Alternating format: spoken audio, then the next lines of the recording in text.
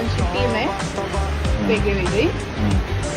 तुझ्या टीम मध्ये 50 लोक आहेत, माझ्या टीम मध्ये 50 लोक आहेत. आपल्या टीम मध्ये भांडणं झाले. कोणाचे भांडण? आपल्या टीमचे भांडणं झाले. तुझे 50 लोक मेले, माझे पण 50 लोक मेले. तर कोण जिंकले?